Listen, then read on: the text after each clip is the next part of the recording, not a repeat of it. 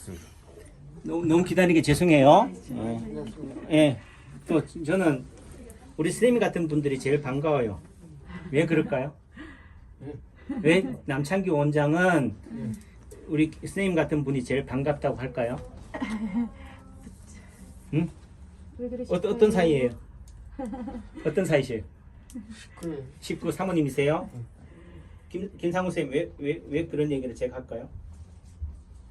이런 분이 제일 반갑다고 하는 이유가 뭘까? 정생은 잘 모르겠습니다. 원장님 전공이시잖아요. 내 전공이잖아. 네, 중풍. 내가 오늘의 내가 있기까지는 내가 심계내과를 전공했고 내가 중풍을 담당했기 때문에 예, 또 대전대 한방병원에서 내가 인턴 레지던트를 밟았기 때문에 그래. 감사합니다. 예, 내 과거에 힘든 우리가 왜 군대 시절을 얘기하는 줄 알아요? 왜 시어머니가 며느리를 닥달하면서도 자기 내 라떼를 말하는 이유는 뭐예요? 내가 가장 힘들었던 시절의 상징인 거야. 지긋지긋해가 아니라 뭐예요? 그때는 선생님 같은 병이 어떻게 다가왔겠어요? 무서움으로 다가와요. 저한테는 초년병 의사한테는 공포라니까 이거 어떻게 해결하나? 심한 얘기로 나는 어떤 누군가에게서는 내가 신적인 존재가 의사인데 나는 신이 아닌데 내 능력은 아무것도 할 줄 아는 게 없는데 그런데 그분은 뭐예요? 살려주세요. 그 믿는 거예요. 그 눈망울을 바라보는 순간 저는 뭐예요? 어느 순간은 포장을 해야 돼. 가장을 해야 돼. 위선을 떨어야 돼요. 그게 위선일까요? 아니죠. 내가 어떤 비행기를 탔는데요. 스튜어디스가 이게 갑자기 기압 때문에 툭 떨어져. 근데 스튜어디스 얼굴을 봐. 뭘 본다고? 조종사를 못 보니까 스튜어디스를 봐요. 근데 스튜어디스 얼굴에 불안감이 역력해. 그러면 나는 뭐라고 생각할까요? 아, 죽었다. 근데 툭 떨어져도 스튜어디스가 막 돌아다녀. 안전벨트도 안 하고. 그럼 뭐예요? 별거 아니구나. 이해하죠? 네, 그 의미가 뭐냐? 아, 의사가 하는 행위가 환자를 하여금 믿음을 주기도 하고 불안감을 줘요. 어떤 사람한테는 남창규가 마스크를 안 쓰고 있는 게 불안감으로 다가오지만은 어떤 사람한테는 뭐가 다가와요? 안도감으로 와. 지금 코로나 시대에 위중증 환자들이 음압병동에 있어요. 간호사들이 의사는 코빼기도 안 보여요. 왜 코빼기도 안 볼까? 본인이 거기에 들어가는 순간 자기는 죽는다고 생각하기 때문에 그래요. 죽지 않는다라고 생각하면요. 방역복이라도 입고 간다니까. 내가 의사라면요. 궁금하지 않겠어요? 내 환자인데. 난 내 같으면은 그렇다고 또 저를 또 음압병동에 또 쳐넣으라. 내 같으면은 멸군복이라도 입고 들어간다. 전화로 어떻게 밤새 별거 없으셨어요? 밤새 별거 없었어요. 의미는 뭐예요? 안 죽었어요? 오로지 뭐예요? 통계의 자료인 거지. 아, 이 환자는 어떤 약을 처치했더니만 며칠 만에 죽더라. 어떤 사람은 살아나더라는 관점으로만 다가가는 거예요. 그런데 환자들은 가족자들은 단순히 멸균복을 했냐, 침을 소독했냐 안 했냐로만 따져. 그 환자한테는 뭐예요? 손 한번 잡아주는 게 내가 코로나에 걸려도 내가 바이러스가 아니구나. 그게 중요한 건데 그게 치료의 시작인데 그 치료의 시작은 교과서에만 나와 있어요. 의료 윤리학에서만 배워. 내가 면허증을 따는 순간은요 다 버려버려요. 오로지 뭐예요? 케이스로 봐요. 자, 환자분 이름이 뭐예요? 중요한 게 아니에요. 환자분이에요. 이름이라도 한번 불러주면 좋지 않을까요? 그런 관점이 되는 거다. 이게 치료라는 거예요. 남창규 원장이 왜 마스크를 안 쓰느냐, 왜 가운을 안 입느냐, 이걸 얘기하고 싶은 거예요. 사람들은 이 두드러진 치우침을 보고 뭐예요? 느끼니까. 그게 자극이기 때문에 자극을 주기 위한 거지. 저는 뭐 좀 표현이 그렇지만 50대 중반을 살았기 때문에 제가 담당했던 환자들은 뭐 20대 중반에도 죽은 분들도 많고 그렇기 때문에 저는 그분보다는 뭐요? 30년을 더 산 거예요. 저는 지금 이 순간 좀 표현이 그렇지만은 죽어도 여한이 없다. 여한이 없어. 안 죽고 싶지. 하지만은 그렇다고 해서 제가 이런 환자를 많이 보면은 내가 기가 빨리기 때문에 내가 죽겠구나, 단명하겠구나 하지 말아야지. 딴짓을 해도 뭐예요? 똑같아요. 그렇다면은 내가 하는 일이 문제가 되는 게 아니구나. 어떤 일을 하든 죽기는 매한가지구나. 그렇다면은 뭐예요? 의미를 부여해야 돼. 내가 가치를 부여해야 돼요. 그런 관점으로 하는 거고, 그런 관점에서 본다면은 우리 선생님 같은 분들을 보면은, 중풍 환자분들을 보면은 내 힘든 시절, 못 모르던 시절이 생각나기 때문에 나의 거울이고 스승이기 때문에 반가운 거예요. 매너리즘에 빠져있는 저한테는 또 작은 자극이 되니까. 자, 우선은 몇 년 되셨어요, 중풍이? 이제 11개월 됐어요. 11개월 됐어요. 그런데 11개월 되신 분 치고는 그래도 많이, 어떻게 보면 또 안 굳었다 할 수도 있지만 또 어떻게 보면 또 굳어 있어요. 네, 굳어 있다는 의미는 뇌경색이나 뇌출혈 같은 혈관성 질환은 강직성 마비예요.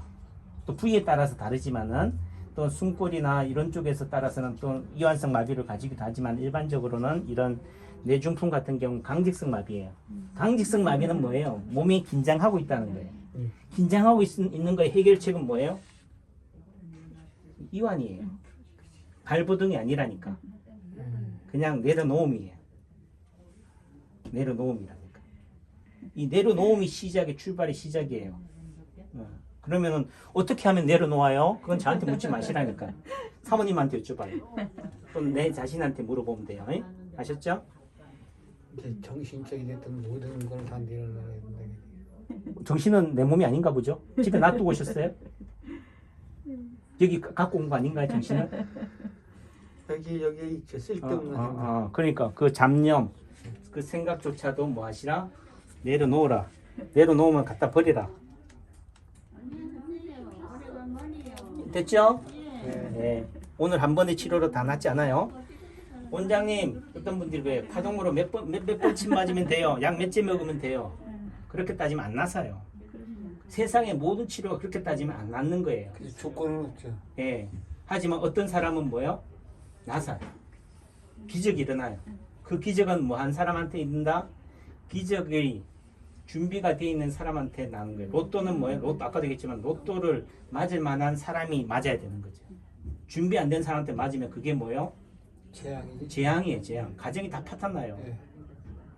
그 남창기 원장도 지금쯤 로또 맞을 타이밍도 됐는데 아직도 타이밍이 아닌가 봐. 그 타이밍이 아니라는 관점에서는요, 저한테 주어지는 로또가 10억이라면 10억이 아닌 거야. 100억인 거예요. 그러면 지금은 10억을 로또 맞을 준비는 돼 있지만은 100억을 맞을 준비는 뭐 하다? 안 돼 있다는 거지. 그러니까 100억 맞을 때까지 뭐 해야 돼요?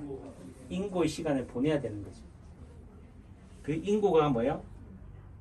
고통이 아닌 거지. 즐거움이잖아요. 제가 지금 여러분 지금 우리 밖에 환자들이 좀 매어 터진다는 말은 거짓말이고 짜증 내고 있는데 제가 짜증이 안 보이겠어요? 갈 테면 가라 이거지. 이렇게 남창기 원장이 들어주는 말 한마디가 가뭄의 단비인데 단비가 싫어요? 침만 놔드릴까요? 이게 중요한 거지. 훌륭하십니다. 예. 들어줘서 훌륭하십니다. 그래도 제 말을 그래도 들어주는 것, 의사의 말을 들어주는 것만으로도요. 개도 원장님 전국적으로 그래도 개도 원장님 칭찬이 들려나요? 그럼요. 근데 제 귀에는 안 들려. 예. 제가 지금 말씀 전해드리잖아요. 고맙습니다. 전라도 목포, 뭐 광주, 부산 다 제가 제천서 왔다면 불어요. 원장님 안 물어붙는다니까요. 고맙습니다. 피로가 싹 가시네 그냥. 그래서 내가 제천 살아도 야 그런 제천 얘기를 못 들어봤는데 객기에 와서 하는데 우리 제천분은 저렇게 칭찬하시는데 나는 뭘까 하는 생각이 들더라고요. 그러니까 그런 의미 속에서는 남창규는 파동을 그래도 또 내지는 살아가는 의미 향기를 낸 거죠. 그러니까 제가 열심히 살아가는 의미 속에서 열심히 돈을 버는 것도 중요하지만 돈을 벌어야 되기 때문에 후배들한테 표상이 돼요. 그래서 바라볼 만한 하나의 대상이 된다고. 돈을 못 벌어보면 대상이 안 돼요. 그런 의미 속에서는 또 부자도 돼야 되지만은 또 다른 의미 속에서는 향기가 중요한 거지. 돈에서는 뭐가 나요? 향기만 나는 게 아니거든.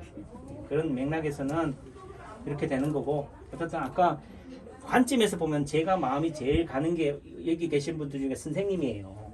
좀 표현이 그렇지만은, 하지만은 어떻게 보면은 제일 늦게 봤다는 의미 속에서는 만난 거는 아껴뒀다가 먹자, 또 이런 의미도 있는 거니까 손해하지는 마시고, 또 내지는 제가 하는 말에 일희일비하지 마시고 제 본질에 대한 것만 생각하신다면은 어떨 때는 이 포용이 사랑일 수도 있지만 어떤 경우는 뭐요? 채찍이, 회초리가 약일 수도 있어요. 그렇지. 어떤 순간 제가 스님한테 회초리로 다가간다는 의미는 뭐예요? 회초리가 사랑이라는 거예요. 가시가 뭐라고요? 사랑이에요. 그러니까 당근과 채찍이 같이 있어야 되는 거지. 왜 당근만 안 주시고 당근만 안 주고 채찍도 줘요? 이렇게 하면 안 된다니까. 그렇지. 당근의 다른 이름이 채찍이다. 예수가요 가시밭에 또는 광야에서 또는 십자가에 매달렸기 때문에 그를 사랑하는 거지. 그 가시를 사랑하는 거지. 그죠? 고맙습니다. 제가 또 배워요.